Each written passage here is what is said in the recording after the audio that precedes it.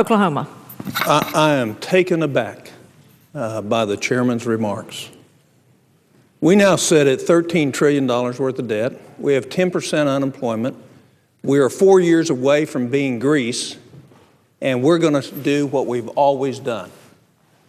The reason you can freeze federal pay is because there's absolutely no inflation in this country. And so instead of giving a raise, we don't. And every private sector business out there today is getting extremely more amount with less, to the tune that the productivity in the private sector was up 6.8%. If we had that same kind of private sector productivity in the federal government, we could lose 150,000 employees and do the same thing.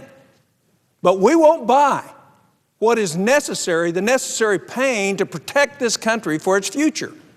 Now, let me go through. The chairman mentioned unobligated balances, but he spoke about obligated balances. We're not talking about money that has been obligated. We're talking about hundreds of millions and billions of dollars that is not obligated. Last year, at the end of the fiscal year, there was an excess of $700 billion from the previous year that was unobligated, sitting there. So it's about managing our money properly. That's like saying if you have $30,000 in a savings account and you want to buy a new home, you're going to leave the $30,000 there and go borrow $60,000. No, you're going to use part of that to buy your new home. So we have the same approach that is disgusting America. We can't. What we can do is borrow against the future of our children. And that's what this bill does. So the first time we come out here with two good amendments that will offer a choice for the senators of this body to actually make a down payment on change in this country, to make a true down payment on change, we get the same thing I've heard for 5.5 years, is we can't. Well, let me tell you what we can do. We can cap federal employees. We've added 180,000 federal employees in the last 17 months in this country. By the way, their average salary is $30,000 more a year than the private sector. Their benefits are $40,000 a year, which is twice what it is in the private sector.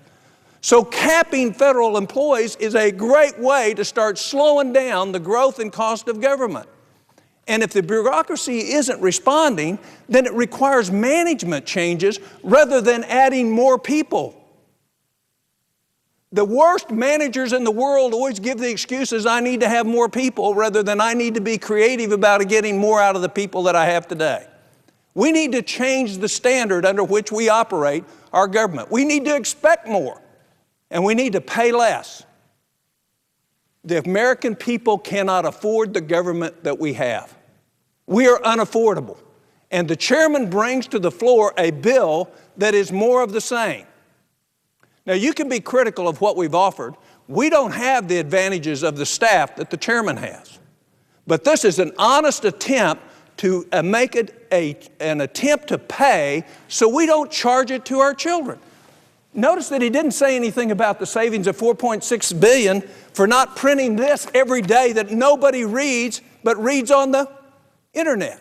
But yet we're going to spend $460 million a year printing government reports from this body and the White House that nobody looks at in hard.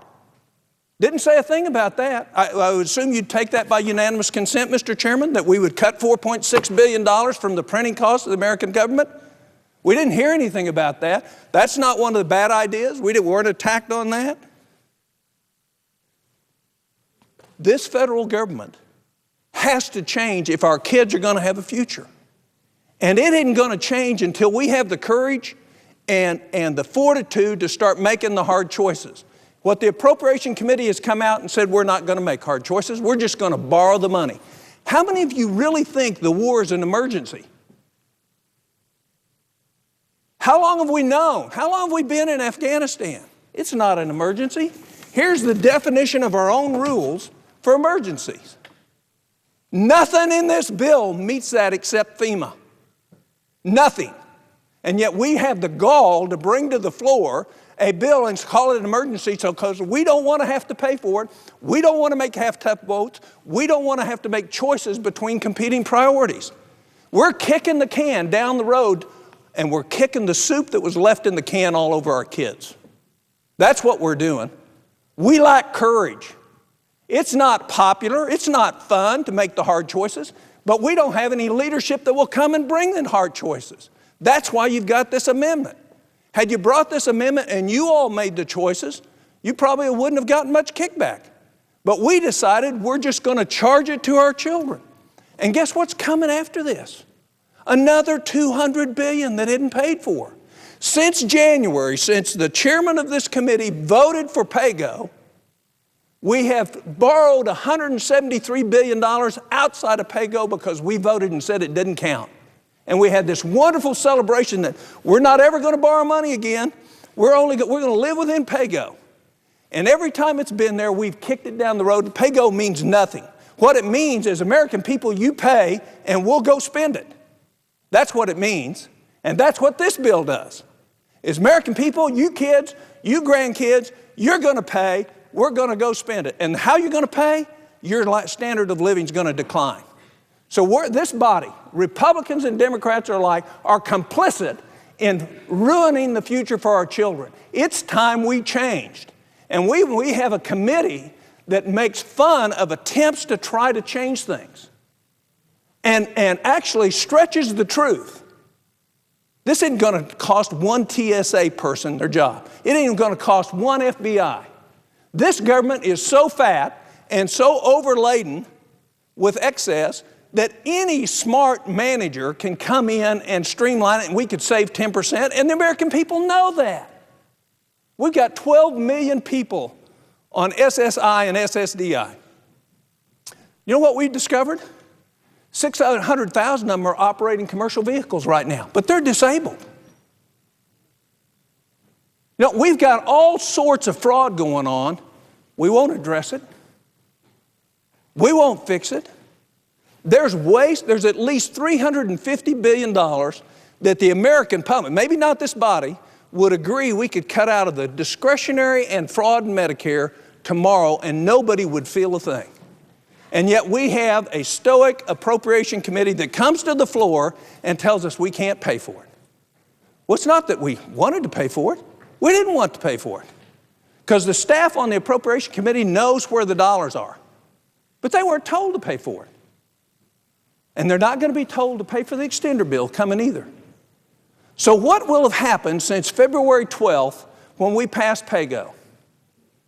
I'll tell you what will have happened.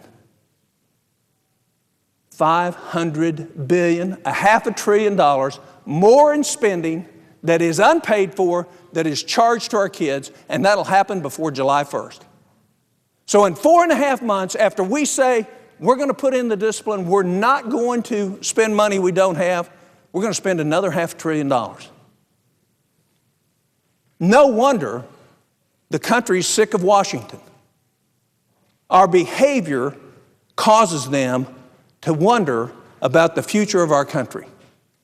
So I don't apologize for offering this amendment. I hope you vote against it because the voters this time around are going to be looking at how you vote and whether you're voting to make hard choices, whether you're willing to eliminate things, maybe some things that are good but are not as good as what we need to be doing and making a priority. But we don't have that courage. And my challenge to my colleagues in the Senate is let's buck up. It's okay to take heat from the special interests, the well-connected and the well-endowed. And let's do what is the best right thing for the country, not the easy thing for us. Because this bill, the way it's written right now, is the easy thing for us. With that, I yield the floor.